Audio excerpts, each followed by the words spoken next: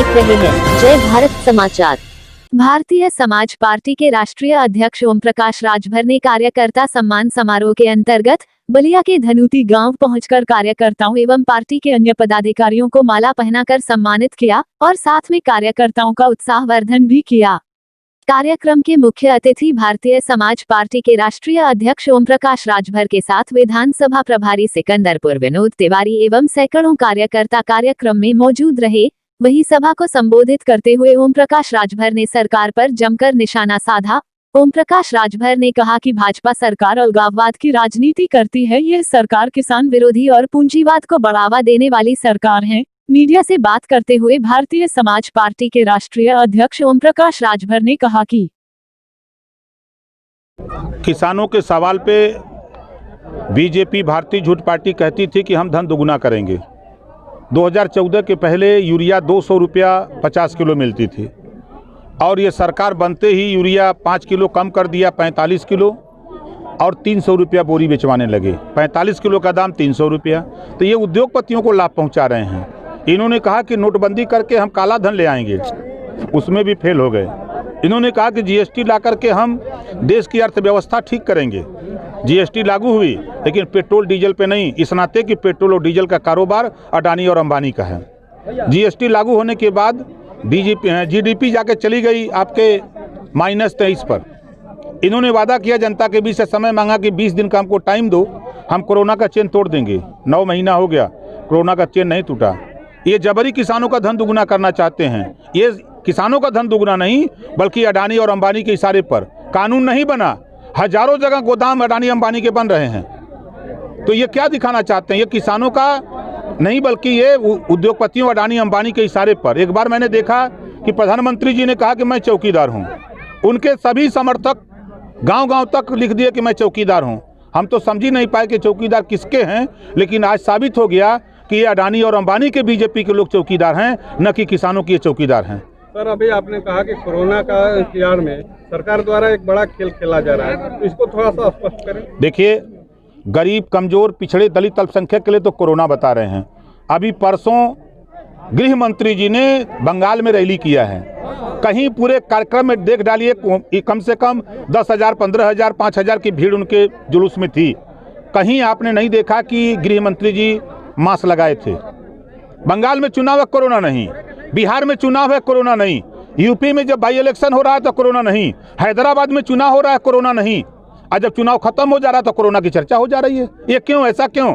दवाई बनी नहीं कोरोना की। 98% मरीज कैसे ठीक हो जा रहे हैं? आप भी अपनी सभा में मास्क नहीं लगाए हुए हैं, क्या आप कोरोना को मानते हैं? हम मानते नहीं। ये बीमारी बहुत पुरानी है। सर्दी, जुकाम, बुखार, खांसी ये बहुत पुरानी बीमारी है।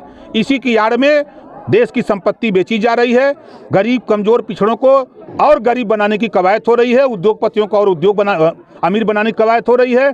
देश को बेच करके, जैसे मोदी जी ने कहा कि हम फकीर आदमी हैं, झोला लेके चल देंगे। ये देश को बेच करके झोला लेके जाने की तैयारी में है, लेकिन हम झोला लेके जाने नहीं देंगे। वैसे साहब से जब से आपकी बात हुई है, तरह तरह की अफवाहें उड़ रहे हैं। लोग कह रहे हैं कि उत्तर प्रदेश को पूर्ण रूप से पाकिस्तान बनाने की तैयारी की जा रही है। इस पे आप क्या कहेंगे? जब बीजेपी कश्मीर में मोहम्मद मुफ्ती से समझौता करके कश्मीर में सरकार बनाए थे, उस समय भारत पाकिस्तान नहीं बना। जब ये बिहार में टिकट देते हैं मुसलमान को, तब पाकिस्तान नहीं बनता है। ये जफर इस्लाम को जो है राज्यसभा भेजते हैं, तब पाकिस्तान नहीं बनता है।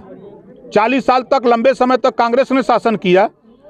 दलित, पिछड़ा, अल्पसंख्यक, सामान्य वर्ग, सारी जाति के लोग कांग्रेस में थे, तब पाकिस्तान नहीं बना। आज ओम प्रकाश राजभर के साथ जब ओवैसी जी आ गए हैं तो पाकिस्तान दिखाई दे रहा है। इस नाते कि 22% वोट उनका है, 8% वोट ओम प्रकाश राजभर का पूर्वांचल में है, और हमारे साथ जो भागीदारी संकल्प मोर्चा है इसका 43% वोट है।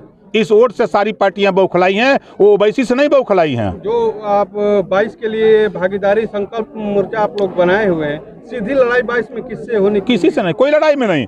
43% अति पिछड़ों का वोट, 43% अति पिछड़ों का वोट, 22% मुस्लिम का वोट, और उसके बाद और आगे हम दिखाएंगे जोड़ के, यही हो जाता है 65। कि आपके समाज और दिन तो आपके साथ रहते हैं, लेकिन वोट के दिन थोड़ा सा इधर उधर हो जाते हैं, बहकावे में आ जाते हैं। यही विनोद तिवारी जी खुद लड़े थे 2012 में, जब कोई नहीं जानता था, तब लोगों ने वोट दिया विनोद तिवारी को।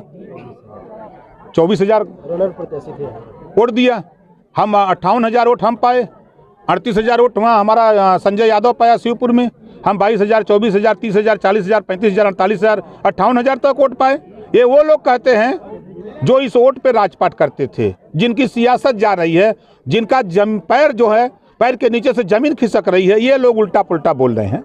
और कोई बात सरकार जो है एमएसपी को कर रही है तो उसमें कोई छेड़छाड़ नहीं किया गया है, इस पे आप क्या कहेंगे? सरकार की बात का कौन भरोसा है? सरकार ने कहा था कि आए गरीबों मेरी सरकार बनाओ, आए देश के लोगों मेरी सरकार बनाओ, हम 15-15 लाख देंगे। 6 साल हो गया, 15 लाख तो नहीं मिला।